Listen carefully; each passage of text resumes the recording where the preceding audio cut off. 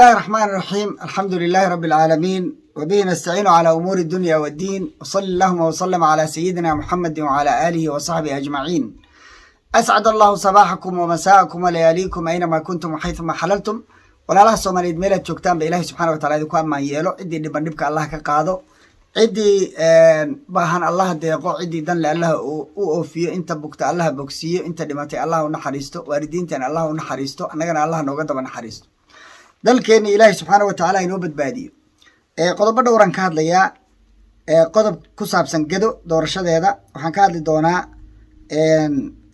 wadaadada caraysan. waxaan ka hadli doonaa senator gaagaab hadalkiisii. waxaan ka hadli doonaa oo ugu dambeyn kelmad oran doonaa xildhibaanada. qodobka koowaad waxaan ka hormarayaa wadaadada caraysan. waxaad maqli jirteen siyaasiga caraysan, wadaado caraysan baa jira. oo maxay u caraysan yihiin? waxa ay heli jireen bay waayeen. waa xaqiiq, kaftan maaha, waa dhab. waxa ay heli jireen bay waayeen. markaasay sidii siyaasiyiintii sidii goodax baroo kale bay dhanka kale dhagixi ka soo tuurayaan. awal xaggay dhagaxa u tuuri jireen, hadda dhanka kale u tuurayaan. wax lala yaabo. waxaa ka mid a carada aan arkay ciidamada la caayaya.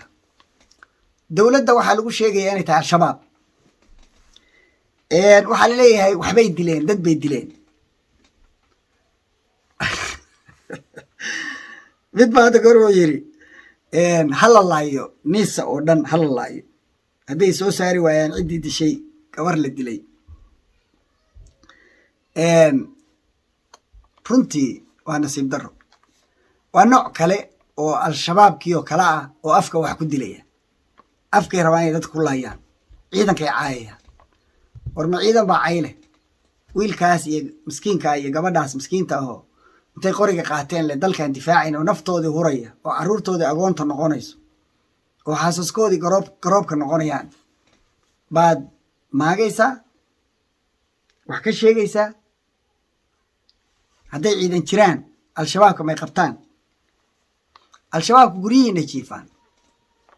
waxaa la yaabay wadaadadaasi maamullada ay hoos joogaan kama hadlaan, iyo hoogga iyo ba'a iyo hantooliga ay dadka ku hayaan kama hadlaan.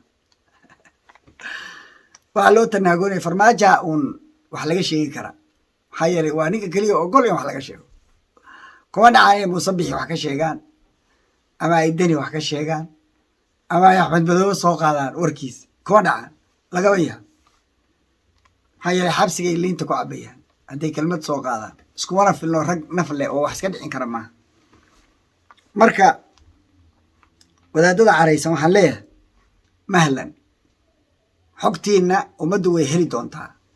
waxaa la ogaan doonaa. waxaa ka mid a wadaadadaas oo aniga personally raggii igu qanciyey dowladdan hadda jirta inay dhaanto wixii ka horreeyey, inay ka fiican tahay. ninkaas madaxweynaha inuu daacad yahay, inuu nin ujeedda leh iyo vision iyo aragti leh inuu yahay. dalkaa inuu rabo inuu ka xoreeyo gacanta caalamka, beesha caalamka. inuu magaranaysaa wadda saxa ku tahay. khaladaad waa jirayaan oo malaa'ig maaha. dowlad malaa'igi ma jirto. dowlad kastaa waa gafaysa. laakiin waxaa ka mid a khaladaadkii ugu waaweynaa kuwii difaacaya baa ka mid a wadaadadaas. maantana dhanka kale ay taagan yihiin. iyagaaba ka carab kulul qolyaha mucaaradka ah. waxay ku celceliyaan hadallada ay ku celceliyaan oo aan ka dhex arkay waa la yaabay.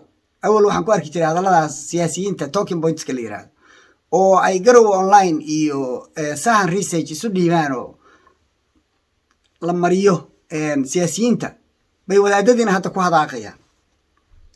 nisa iyo ciidamada caydoodu haddaad aragtaan qof ciidanka wax ka sheegaya, cimaamad ha qabo ama khamiis ha qabo ama shiikh ha ahaado ama oday ha ahaado ama caaqil ha ahaado, daba dhilif weeye. intaa ogaada, cid kale u ranaya, dalku cadow ku yahay.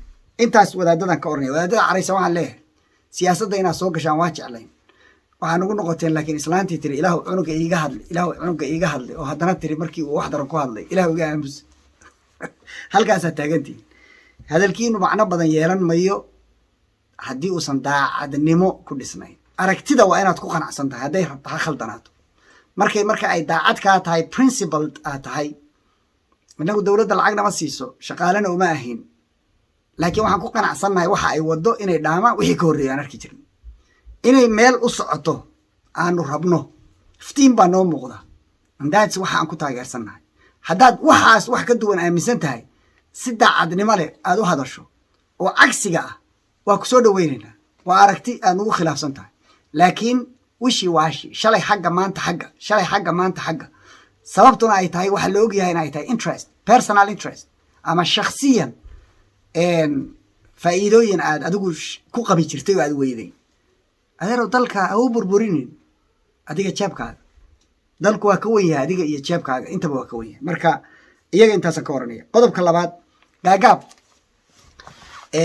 senator gaagaab baa shalay hadlay kelmadda aragteen oo media la wareejinayey wuxuu sheegay inay madaxweynaha wada hadleen markii ay madaxweynaha wada hadleenna wixii loo sheegi jiray iyo hadalladii uu maqli jiray uu ogaaday ay u caddaatay inay been abuur ahay waxaan siri buu yidhi wartalow dad baa ka been mushtari jiray nacam horaan idinku sheegay reer puntland siyaasiyiinta deni u adeega oo asaga agagaarkiisa ka muufaysta waxay idiin sheegaan talking points waxaa la yidhaahdaa hadal ama beena ama misleading ah oo laysdaba mariyo si loo qalloociyo si loogu danaysto oo weji loogu yeelo aragtida la qabo inay saxan tahay weji loogu yeelo in badan baa laydinka dhaadhiciyey wuxuu necab yahay farmaajo reer puntland cadow buu ku yahay wuu burburinayaa duulaan buu ku yahay kii idinku lahaa baa wuxuu idinku noqday cadowgii iyo kii burburinayey iyo kan xabadda idinkala daalay iyo kan fakhrigii gaajada idin baday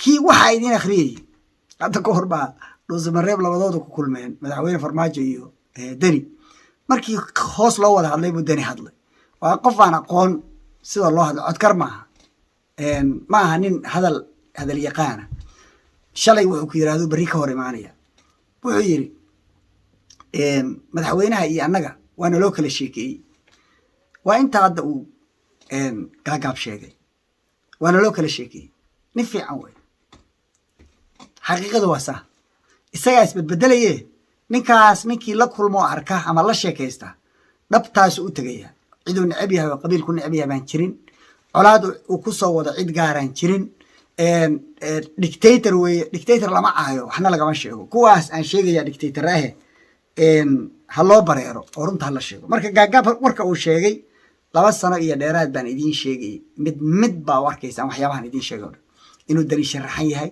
inuusan dan idinka lahayn inuu lacagta urursanayo inuu xamar la aado inuu magaranaysaa farmaajo nacayb wax walba u samaynayo inuu isagu colaada abuurayo dowladda dhexe iyo ka dhaxaysa puntland waxaasoo dhan waa idiin soo bixin isagaa idiin sheegay afkiisa idinka sheegay qasadkayga oo dhan 3 sano lasoo dhaafay wuxuu ayna farmaajo kursiga ka tuuro gada maxaa ciidanka loo geynaya ha waad maqli jirteen ma arkaysaa wadaadadii warkaas xataa waa ku hadleen anyway qodobkaasna intaasaan ka oranaya xaqu markii afka la qabto feeruu ka dilaaca waxaa kaloo iiga soo baxay gaagaab wuxuu horseed u yahay horseed deni xildhibaano uu soo boobay oo islahaada iska leh oo tusbax furmay noqday oo raadsanaya meel ay ku qancaan iyo aragtidooda oo aan isaga waxaan nibnaan doonin buu horseed u yahay qodobka saddexaad waxaan ka hadlayaa 16 kursi oo garbahaare shalay dood baan qabanay ra'iisul wasaarihii hore geedi gudoomiyihii hore fiid ciro gudoomiyaha gobolka gedo axmed buule professor cabdiwahaab iyo aniga aan ka qayb galnay dooddan waxaan kaga hadlaynay sharci darrada in la bedelo law number 30 ama sharcigii 30aad sharcigaas waxaa baasiyey 2 aqal ee Soomaaliya waxaana saxiixay madaxweynaha therefore wuxuu noqday sharciga wadanka sharciga isaga ah lama bedeli karo waxa bedeli karo oo kale waxa oo kaliya baarlamaanna ma dhicin inuu bedelay marka in laga raro garbahaare meel kale loo raro waa illegal number 1 number 2 cid darartay warqadda ay qortay waa warqad illegal date horaa lagu qoray markay dhaceen oo expire noqdeen kadib bayna warqadda soo saareen marka warkoodu waa bullaha iska taxdo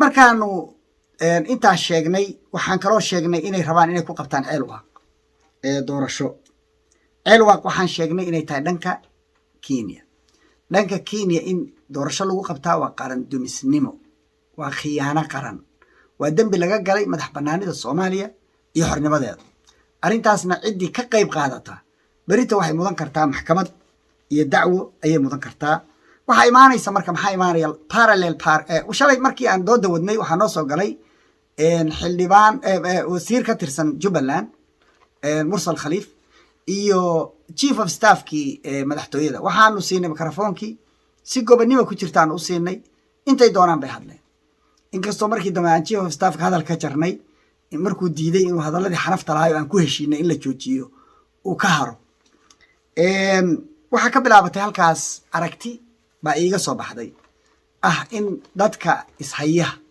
qabaa'ilka ishaya laga dhex nabadoonayn karo oo ay fududahay in laga dhex nabadooneeyo lana wada hadal siiyo waxaa factis laba doorashaa dhacaysa intii uu Mursal sheegay in badan oo ka mid waa talking points ka hadda aan sheegay ama misleading ama non factual waxaan waxba ka jirin waana saxaynay mar walba annagoo with respect baan saxaynay interjection sameynay gado Garbaharey nabad maaha ceel waaq baa nabada waa been waa cagsiga labo ma tagi karno meesha waa misleading waxay misleading u tahay shalayba markaa saxiixaysay ma tagi karin inkastoo gudoomiyuhu uu tooshka ku daaray arrintaa oo yiri su'aashaan ku weydiiyay ka jawaab shalay ma tagi kartay Axmed Madoobe ma imaan karay Garbaharey markuu heshiisyada saxiixay waa maya hadduu saxiixay isagoo og inuusan tagi karin haddeer maxay dood ugu tahay midda labaad oo saddexaad oo jirta waxa weeye dib u heshiisiinta waxaa lagu ballamay inay dhacdo doorashada kadib